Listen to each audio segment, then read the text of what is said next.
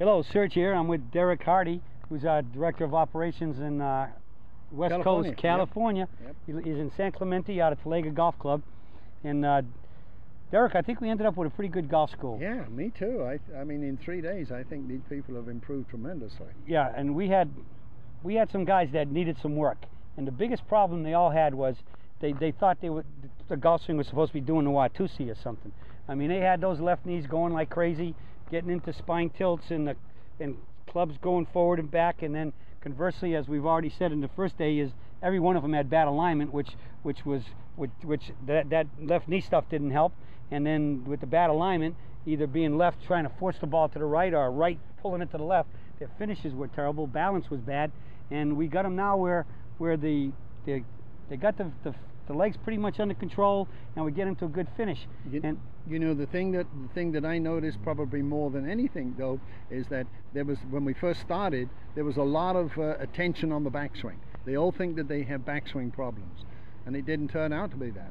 Yeah, they had problems, but most of the time people say, when they say what's the problem, because they know I'm so much about in the tree and up the in the mid and up the tree to 3/4, they don't sense that as well. But every one of them, their backswing problems were nothing compared to their finish problems. Right.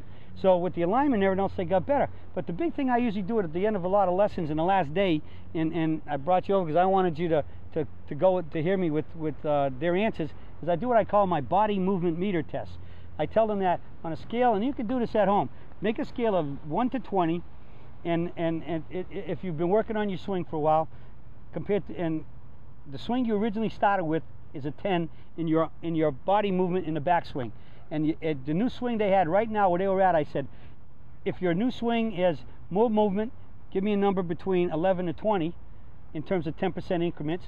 And if it's less movement, give me a number between 9 to 1. It can't be 0 because you got to be moving, right?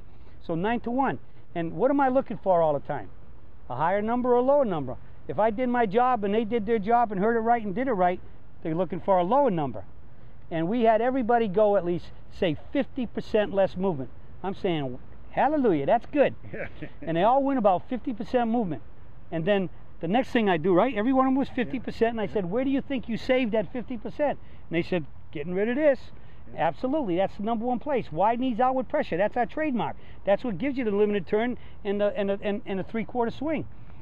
Then I said, okay, in terms of your arm speed in the forward swing now, your arm speed meter is 1 to 20. You were a 10 when you started. In this case, I said to them, when you showed up Monday, you're a 10. What is your arm speed now? If it's more arm speed, you're swinging faster, freer, smoother, more in control. Give me a number between 11 to 20. And if it's tighter, tenser, harder to swing, harder to control, give me a number 9 to 1. What did they all give for answers? About 15. About 15. One of them went 17 because he said he dropped all the way down to 3 or 4 in his swing. And he was true, because many times, people aren't as they're a little tougher on themselves than what they are. But this group all hit it pretty good right on the head. But every one of them gained speed. So what's the moral of the story? The moral of the test is that when you cut the movement of your body down, your arms can swing faster. Because remember, the rock and the string, centrifugal force. The rock is the club head. The string is your left arm and shaft if you're right-handed. Your lead arm and shaft, and your body is in your hand is the whole body. And in centrifugal force, if we want to swing the rock faster on the end of the string, we hold the body more quiet, and you can swing faster and more control. The surge swing is the alternative energy source as compared to rotation, which your body's not even designed to rotate. And that's the test, that when you can do that test and you can answer that, I'm doing this swing and I can feel less movement and I feel my arms swinging faster without trying to swing them faster. Yep. That's the question I asked. Do you feel like you're swinging faster or harder? No, it's just happening. It's happening because you're vertical and gravity's helping you, and what comes up vertical comes down more vertical, and if you don't mess up your finish and swing to your left there, it's there. So the big thing that we really focused on, and that you worked with them and I worked on the way out, was hold the knees. Yep. And swing to the finish. Yep. And that was some great success too. Oh yeah. You know, this afternoon, I think that every one of the guys were just improved, and they were hitting the ball much better than when they started out on Monday. And most of them looked good when they finished. And how about this? We had a 76-year-old man and a 74-year-old man And the only way we ended the class is we had to let them run out of balls. They weren't quitting, man. They were like the Energizer Bunny. So I just stopped the balls coming, and they finally got their picture. And they left about probably 30 minutes earlier than we would have cut the class off. But two guys, 76 and 74, been at it for 3 days. We start every day at 9 o'clock in the morning, and this is the first day we ended before 6 o'clock.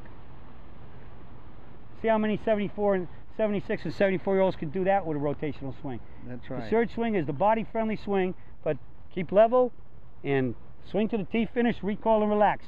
That's the mantra for today. You know, one of the things though that I observe with this school too is that, especially today, is that how much longer they're hitting the ball. And the guys are hitting balls that they've never hit before in their lifetime. Oh yeah.